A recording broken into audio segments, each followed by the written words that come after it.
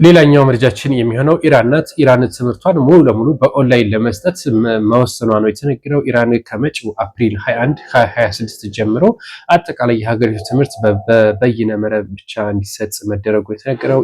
ኢራን እንግዲህ በጦርነት እንደምትገኝ ይታወቃል።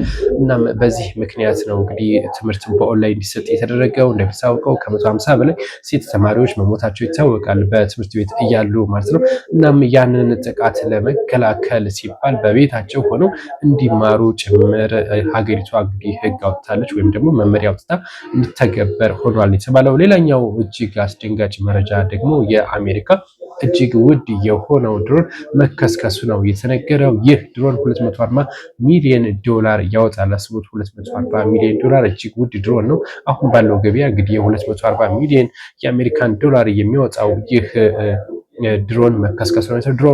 ድሮኑ ወደ ለስለላ ነው የሚያገለግለው። በነገራችን ላይ ይህ ድሮን ማለት ነው እንግዲህ ኤምኪው አር 4ሲ የተባለው በፋርስ ባህረ ሰላጤ ላይ ነው ተከስክሷል ተብሎ የተነገረው። በድንገት መስወሩ እና መከስከሱንም አሜሪካ አየር ኃይል አምኗል ነው የተባለው። አሜሪካ የባህር ኃይል እንግዲህ እንደገለጸው ከሆነ ማለት ነው በሰጠው ይህ ስለላ ድሮን አፕሪል 9 ላይ በፋርስ ባህረ ሰላጤ ከተሰወረ በኋላ እንደተከሰከሰም ጭምር ይፋ አድርጓል።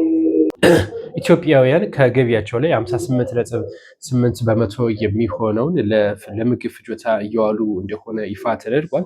ይህም የዓለም ባንክ ነው ይፋ ያደረገው። የዓለም ባንክ መረጃ እንደሚገልጸው ኢትዮጵያውያን 58.5 በመቶውን ለምግብ ፍጆታ ያውላሉ የሚባለው እጅግ ብዙ ቁጥር እንደሆነ ጭምር እየተነገረ ነው የሚገኘው። በርካቶችም ተናግረውበታል።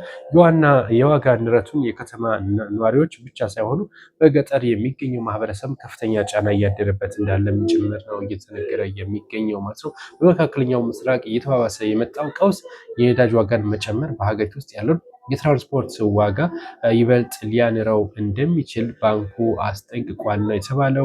ይህ የነዳጅ ዋጋ ጭማሪ ከምግብ ዋስትና ጋር ተደምሮ ዜጎች የመግዛት አቅም ይበልጥ ሊያዳክም እንደሚችልም ጭምር የዓለም ባንክ አስጠንቅቋል። በመሆኑም ኢትዮጵያውያን 58.5 በመቶውን ወጪያቸውን ለምግብና ለተያያዥ ጉዳዮች ወጪ እንደሚያወጡ ጭምር ይፋ አድርጓል። ዶናልድ ትራምፕ ከዚህ ጋር በተገናኘ 10 የሚሆኑ ጦርነቶችን አስቆሚያለሁ ሲሉ መናገራቸው ብዙዎችን እያነጋገረ ነው የሚገኘው። እስካሁን 10 ጦርነቶችን አስቆሚያለሁ፣ የሊባኖሱ ደግሞ 10ኛ ይሆናል። ከአሁን ቀደም 9 አስቆሚያለሁ፣ አሁን የሊባኖስ አስቆም 10 ጦርነቶችን አስቆሚያለሁ ማለታቸው እየተነገረ የሚገኘው። ነገር ግን ብዙዎች ጦርነቱን ማን ያስጀመረው እያሉ ነው እየተቿቸው የሚገኙት። በዓለም ላይ 9 ጦርነቶችን ማስቆሚ ለእኔ ክብር ነው። ይህ እስራኤል እና ሊባኖስ ጦርነትን ማስቆም ለእኔ ደግሞ 10ኛ ድል ይሆንልኛል ሲሉ ነው የገለጹት ዶናልድ ትራምፕ እንግዲህ የኖቤል ሽልማትን እጅግ ሲፈልጉ እንደነበር ይታወቃል። ያው ሳይሳካላቸው ቢቀርም እናም ለዛም ነው እንግዲህ ይህን 10ኛ ጦርነትን አስቆም ያለው ደግሞ የሚደርስባቸውን ትችት ለማስቆም የሚመስል እጅግ በመልካም ሁኔታ እንዳለ ይፋ አድርገዋል። አሁን ከኢራን ጋር በጣም ጥሩ ግንኙነት አለን ሲሉ ነው የገለጹት። ኢራን የኒውክሌር ጦር መሳሪያ እንዳይኖራት ተስማምታለች። በቢ2 እያወደምነው የኒውክሌር ወይም የዩራኒየም ምርቶችን ከመሬት ስር ያለውን በአቧራ የተሸፈነውን እሱን ለኛ አሳልፈው እንደሚሰጡን ጭምር ተስማምተናል ሲሉ ነው የገለጹት።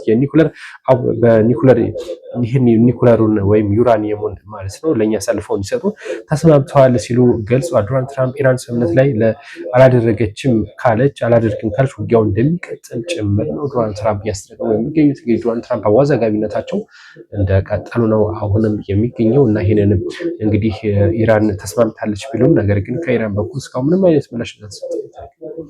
ፌስታልን በተመለከተ ለአንድ ጊዜ ብቻ የሚያገለግሉ የፕላስቲክ ምርቶች በልዩ ሁኔታ ለመፍቀድ ልዩ መረጃዎች እየተሰበሰቡ እንዳለ ነው የተነገረው። ይህንን ያስታወቀው የኢትዮጵያ አካባቢ ጥበቃ ባለስልጣን ከአሃዱ ቲቪ ጋር በነበረው ቆይታ ነው ይህንን ይፋ ያደርገው። እነዚህ ፕላስቲኮች ለአንድ ጊዜ ብቻ ጥቅም የሚውሉ በልዩ ሁኔታ እንዲፈቀድ የሚያደርግ ነው። በተለይ በሱፐርማርኬቶች እና እንደዚሁም በባልትና ውጤቶች ላይ በተለይ እነዚህ ፌስታሎች ጥቅም ላይ መዋል አለባቸው የሚል ብዙዎች ቅሬታቸውን ሲያቀርቡ ነበር። አሁን የአካባቢ ጥበቃ ባለስልጣን እንዳስታወቀው ከሆነ እነዚህ ለመፍቀድ የተለያዩ ቦታዎች ላይ በመንቀሳቀስ አስተያየት እየተቀበለና እንዴት ይሄ ይተግበር የሚለውን ሀሳብ እያራመደ እንደሆነ ይታወቃል። እናም ይህንን ሀሳብ ሰጥቷል የኢትዮጵያ አካባቢ ጥበቃ ባለስልጣን ማለት ነው። በተለይ በአዲስ አበባ ነው ይህ ህግ ጠበቅ ብሎ ያለው። ባለስልጣኑ አዋጁን ለማስፈጸም የሚያግዝ መመሪያ ማዘጋጀት ላይ እንዳለም ጭምር ይፋ አድርጓል። ያው ቅጣት ምናምን እንግዲህ እስከ 50 ሺህ ብር እንደሚያስቀጣና አምራቾች ደግሞ ከ100 ሺህ ብር በላይ እንደሚቀጡ መረጃው መጠቀሱ የሚታወቅ ጉዳይ ነው። እና አሁን ግን እነዚህን ለአንድ ጊዜ ብቻ ጥቅም የሚውሉ ፍቃድ እንዲፈቀድ ከተለያዩ አካባቢዎች ላይ ሀሳብ እየተቀበሉና ይህንንም ለማስፈጸም በስራ ላይ መሆኑን ነው ለአህዱ ቲቪ ይፋ ያደረገው። ስለዚህ ከቅርብ ጊዜ በኋላ ወይም በቅርብ ጊዜ ይሄ እንደሚፈቀድም ጭምር ነው ይፋ የተደረገው። የቻይና ሳይንቲስቶች የፈጠሩት መኪና ብዙዎችን እያነጋገረ ነው የሚገኘው። እዛው መኪና ውስጥ ሽንት ቤት ያለው መኪና ማለት ነው።